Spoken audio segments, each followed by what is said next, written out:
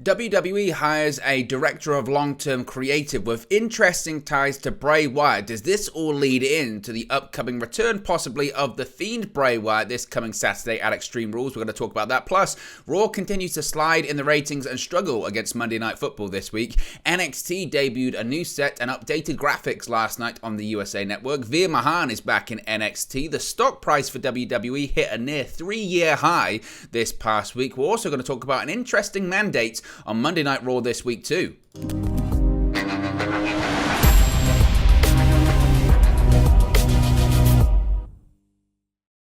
Hey guys, welcome back to Wrestling News 365. Hope everyone is doing very well. As always, there are plenty of news stories to get into in the world of WWE. So let's get into this really interesting creative hire. We've been talking so much about the White Rabbit recently, haven't we? We've been talking about the White Rabbit, the clues, every single teaser there has been. We've broken it down, Easter egg style, bit by bit, screenshot by screenshot, frame by frame, to try and disseminate who indeed is the person behind the White Rabbit teases. If it's going to lead to an upcoming return this coming Saturday at Extreme Rules, the impression is that it's going to lead to the return of Bray Wyatt, the Fiend. It looks like he's going to be coming back to WWE, but was it all just the creative vision of Bray Wyatt, or were there also other forces, as it were, at play when it comes to the creative vision? Because WWE has made a really interesting hire when it comes to creative. We know creative has changed and evolved since the departure of Vince McMahon from the company, with Triple H taking over as the chief content officer, but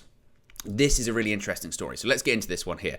WWE has hired a new director of long-term creative with very interesting connections. This was a story that was broken yesterday by Sean Ross Sapp of Fightful Select. Be sure to check out their Patreon, Fightful Select. It's a subscription service. I think it's like $4.99 a month. Definitely worth it, so be sure to subscribe there. And WWE has added an interesting name to their employee in an equally interesting spot. Fightful is reporting that horror writer Rob Fee recently joined WWE, starting full-time work in October and officially signing this week for the spot of Director of Long-Term Creative. Now, in terms of his background, you might argue, what qualifies Rob Fee for the job if you've not heard of him before? Well, Fee has worked as a horror writer and worked for Marvel in the past and has been well regarded for his work. He's penned comic series such as Spider-Man, Daredevil, Avengers, and was the head writer on several Disney shows too. Now, I don't know if that's, the Disney plus Marvel shows or just Disney shows in general or Disney animated shows. You can probably look that up on Google. He's probably got an IMDb page. But this is when it ties into WWE, and this one it ties into Bray Wyatt. And obviously, everything Bray Wyatt at the moment is just very, very interesting, considering that it would appear he's on his way back to WWE. It would appear he's going to return, or at least be revealed to be returning this coming Saturday at Extreme Rules. And in addition to that, it appears that the White Rabbit mystery is, well, it doesn't appear, it is the most interesting thing, the most talked about thing, the thing with the most buzz in pro wrestling right now is the White Rabbit, and we could have some connections here. So Fee himself, actually, when it ties to The Fiend, he actually once pitched a Fiend-related movie that was said to have resonated well with WWE higher-ups and actually had the possibility of getting produced. However, something put a stop to all of that. The thing that put a stop to it was Bray Wyatt was actually released shortly after, so the project couldn't be produced. However, Fightful have been told that one of Fee's early projects with WWE has been the direction and production of, you guessed it, the QR code related cryptic messages we've seen on television in recent weeks that has gained an incredible amount of buzz. Fee is known to be a long-time follower of wrestling, and sources within the company said he was very familiar with the product. Working in this role, Fightful have been told he reports to Bruce Pritchard and will help maintain sense and consistency, two words that just do not go in line with WWE in recent years when it comes to creative. But he will help maintain sense and consistency across all WWE brands for long-term storytelling purposes. Now, when I saw this, I was very interested, because you would say that always the concern when you hire outside people to come into WWE, always the concern when you hire writers from Disney or from wherever, from Fox, from sitcoms, from wherever. The concern is what do they know about the product? And there was the story last year, I forget her name, but there was the story last year about the writer where she came in and she did an interview with some YouTube channel and she said, I don't know anything about WWE, but that's what they're kind of looking for. They're looking for people that don't know too much about the product, and they're looking for a new set of eyes, an outsider's perspective, etc. And it kind of got social media worked up into a frenzy. What doesn't? What doesn't get social media worked up into a frenzy? But that's what kind of happened with that. And I thought her treatment was quite unfair with all of that, because not everyone is a wrestling fan, and you have to get to grips that not every writer that works on a television show or a sitcom or whatever, sort of a long-running television show, not all of them are actually that familiar with the TV show themselves, and sometimes they do get the job because they're an outsider and because they do offer a fresh set of eyes. But for a senior position like this isn't just a writing position. This isn't just someone that's just going to, script some promos or work with talent to come up with some backstage vignettes. This is overarching long-term storytelling here. This is, the full character arc. This is the full journey that a character will go on, and a transformation of a character throughout a several-month period of time. And look, obviously the history there is incredibly impressive. The CV is incredibly impressive. Working for Marvel, working for Disney, writing comic books such as Spider-Man, Daredevil, The Avengers. They're big, top tier titles for Marvel. They don't just give those to anyone. But the real thing that caught my eye, of course, like everyone else, was that his first project has been the direction and production of these QR code related cryptic messages. And the fact is that they have done, exponentially well for WWE. And they have all of this buzz. The fact that the White Rabbit, I don't know if he's the number one or he's close to being the number one merch seller, and we don't even know who he is. And what does that stem from? That stems from the creative. That stems from the creative vision that we're seeing on the screen. Now, it must be said, I'm not saying here that Rob Fee is directly responsible for the White Rabbit. We don't know whose first idea that is. Logically, you would probably think it's a collaboration kind of situation. And the important thing here is that he's very close friends with Bray Wyatt. And Bray Wyatt, the stories are out there, aren't they, about his frustrations with WWE, his frustrations with creative, his frustrations with Vince McMahon and his character and his storylines in numerous iterations of his character. He would have frustrations with Vince McMahon about, the Eater of Worlds character, or, the Wyatt family character, of him going, You've got this Clay, you've got this incredible character, you've got this unique character, something we haven't really seen on WWE television, and it was just butchered, mismanaged, poor creative, and it got so bad he had to reinvent himself again, which he did, and even better, he came up with an even more unique character, an even more original character in The Fiend and the Firefly Funhouse version of Bray Wyatt, and still, the creative was so bad, the creative vision was so bad from Vince McMahon, or just not aligned. Maybe that's the most important thing, they weren't aligned with what Bray Wyatt wanted to do and what Vince McMahon wanted to do, that it just led to this, a poor execution of the character, which led to eventually him getting released, because constantly he'd say, this creative sucks. And Vince McMahon's reaction is, how dare you question my incredible vision, my incredible knowledge.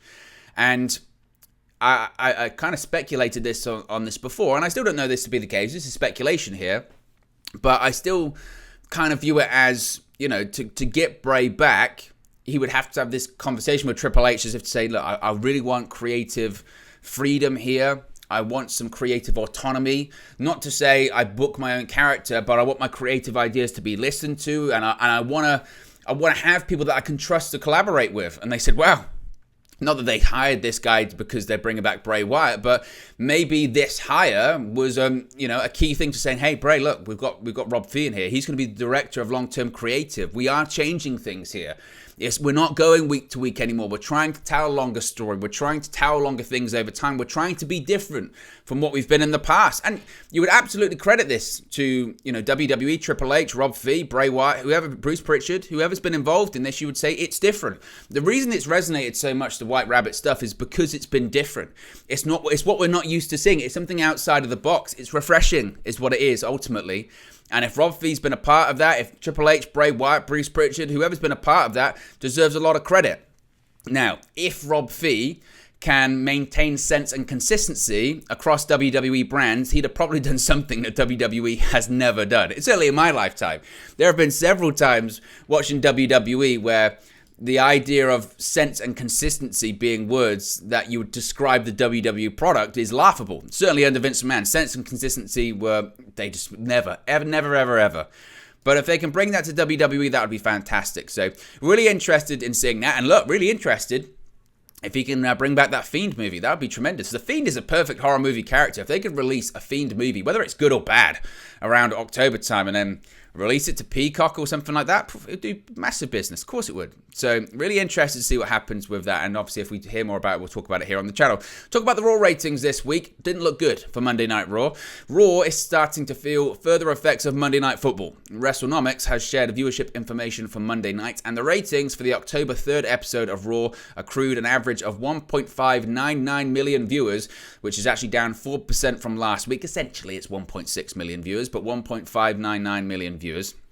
Now, the real hit here came in the key demographic, as Raw only had 526,000 viewers in the 18 to 49 demo, totaling a 0.40 rating in that 18 to 49 demographic. This is down 10% from last week and is the lowest number in this category since July. Now, as to be expected, strong NFL competition is always the case during NFL season. Monday Night Football was the heavy hitter. It aired on ESPN and ESPN2. The matchup between division rivals, the 49ers and the LA Rams, garnered an audience of 12.5 million viewers and a 3.90 18 to 49 rating in that demographic. It's also been noted that the third hour of Raw absolutely died here. Absolutely died. It had about 17% of its viewers tune out during that third hour, which is really rough, really rough. Now, looking back a year, the number is down considerably. The October 4, 2021 episode had an average total viewership of 1.857 million viewers, 14% higher than Monday night. The key demographic is also down from a year ago. It had a 0.52 rating, which is down 23%. I believe, I could be wrong, but I think a year ago it was the draft episode, so that could explain why they did so well last year. But also, you could say too, that third hour, it just wasn't much to write home about, really. It featured heavily on damage control, and I don't think the damage control stuff is working, honestly. I mean, like everyone, was really excited to see Bayley come back, was happy to see Dakota Kai come back, and was really excited to see Io Sky on the main roster. But as we're heading to Extreme Rules, I've praised the creative for the White Rabbit stuff, but at the same time, I don't think damage control is working. I just find it dull. I don't think they've really truly explained why they're still together. I just don't see the chemistry they have. It's not the same Bayley that was on SmackDown prior to her getting injured. And what I mean by that is that character was over the top and it was abrasive, but it worked. This isn't the same. She's tried to be a bit more of a harder edge, and I don't think that's worked. And the Raw's always going to struggle at this point of the year. As I've said, if you can try and maintain a 1.7, 1.8. I mean, points is going to be a 1.6, unfortunately. Come, the spring, once you start getting out to the football season and head into WrestleMania season, the numbers should be big. But you've got to try and maintain during this period of time, and it's going to be tough. They're going to be tough episodes, so we'll see what happens next week, see if they can bounce back. And logically, you would think coming out of Extreme Rules this Saturday, possibly with the return of Bray Wyatt, that might spike something next week, so that's going to be really interesting to see. Last night, we saw the updated version of NXT. Recently, we've seen a new logo, but now we've seen new graphics and a new ring and a new set as well. The new era of NXT officially got underway during the brand's season premiere episode this week. The show kicked off with a three-man announced team of Wade Barrett, Sudu Shah, and Byron Saxton. Shah, of course, is the voice of NXT Level Up on Friday nights. He noted he was filling in for Vic Joseph, who actually got married to his NXT colleague Mackenzie Mitchell in Italy. Now, it's unknown if Saxton will be a permanent fixture on the NXT announced team going forward. He had left NXT back in December of 2015 to join the SmackDown announce booth. It could be that with this season premiere week coming up, they're shifting up the announce team. So, of course, Monday, speaking of the ratings as well, is going to be the season premiere of Raw. So that's going to be interesting for the ratings too. But Friday on SmackDown, we could see a change in the announce team, I suppose. You could on Raw have Jimmy Smith and Corey Graves, and SmackDown. I still want to see Michael Cole and Daniel Cormier. I don't know whether that's actually going to happen, but we'll see what happens when it comes to that. The show also unveiled a brand new set, a new color scheme for the graphics and ring apron, inspired by the new NXT logo unveiled a few weeks ago. Some of the changes to the set include a lot more room around ringside, a shorter ramp, and elevated seats. According to PW Insider, the seating has been elevated to provide a better viewing angle for fans in the stands. It was confirmed on social media by several fans who noted that the changes to the set drastically improved their viewing experience, especially from the nosebleed sections. Other changes to the set include the return of the black ring mats, white ropes, and black barricades. Another notable change is the announcers are once again seated opposite the ring entrance, which was the case during the previous black and gold era. Their positioning had been changed last year as part of the revamped NXT 2.0 set. Finally, the show is no longer being referred to as NXT 2.0 by WWE's official website and social media channels too. So we're now getting this hybrid version, I think, of NXT. We're getting the NXT 2.0 black and gold era plus sprinkling a bit of NXT UK. It's kind of all merged into one, so we're getting this new version of NXT. But it is funny, how many times can you revamp the show? It's like 3 times in the space of like a year. So I don't know if these are cosmetic changes. The key changes are storytelling changes, and we are entering again this new version of NXT because they're not going back to the black and gold era. You know, they're not hiring everyone off the indie scene again. They'll still hire people like that, but it's not a third brand. It's developmental, and it's kind of been solidified that that is exactly what it is. Speaking of NXT, Veer Mahan is back. We kind of knew this was coming because he had been at recent NXT live events, but Veer Mahan made his NXT TV return during last night's episode on the USA Network. During the show, Mahan reunited with his former NXT tag team partner Sanga. In a backstage segment, Sanga told Nathan Frazer that he should be in the NXT North American Championship ladder match at Halloween Havoc and was upset he wasn't part of the match. Sanga told Frazer that if he can't win the match, then he hopes Frazer can. After he said that, Mahan walked in but didn't say a word. Now, as I mentioned, this would imply that the Indus-Sher tag team is getting back together.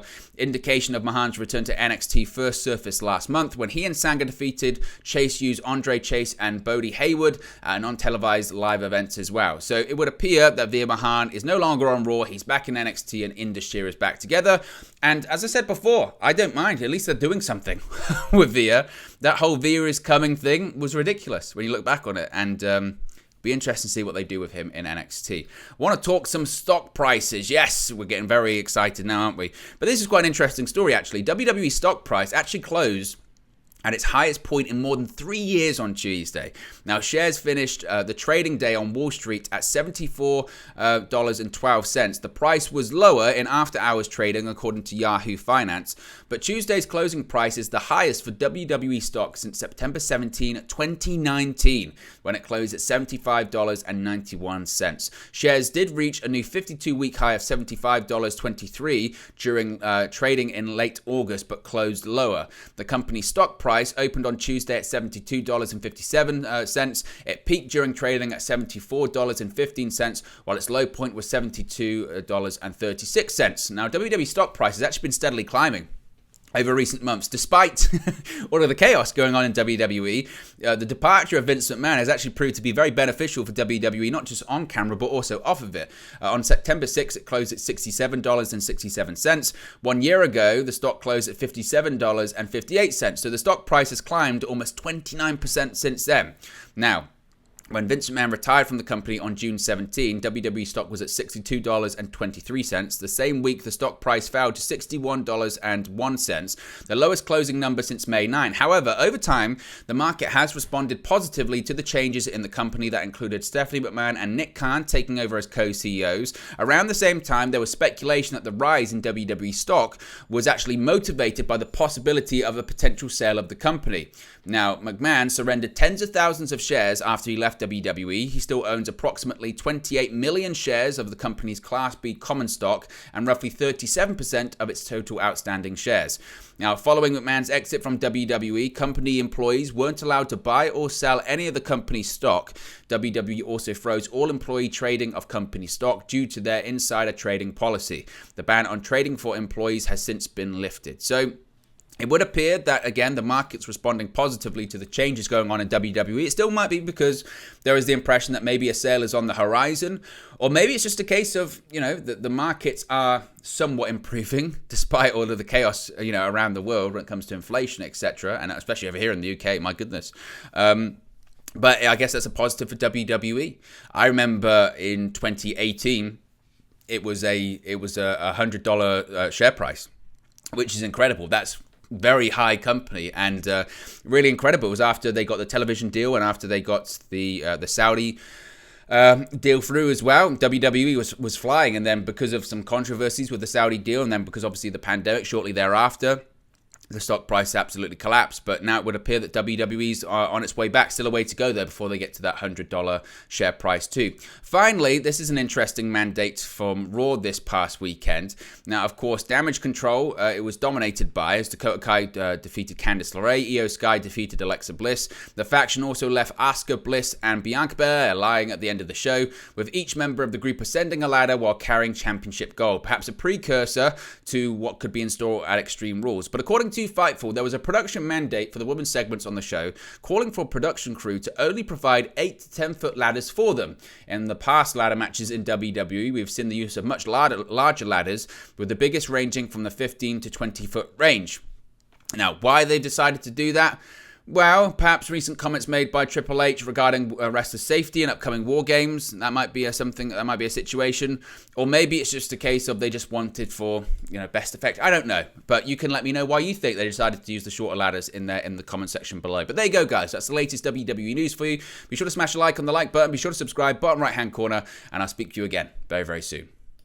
Hey guys, thank you for watching, listening, streaming, or however you come across this video today. Be sure to click on the video on the right there to watch our next video, or click the bottom there to subscribe, or the bottom right hand corner. Thank you very much, and I'll speak to you again very soon.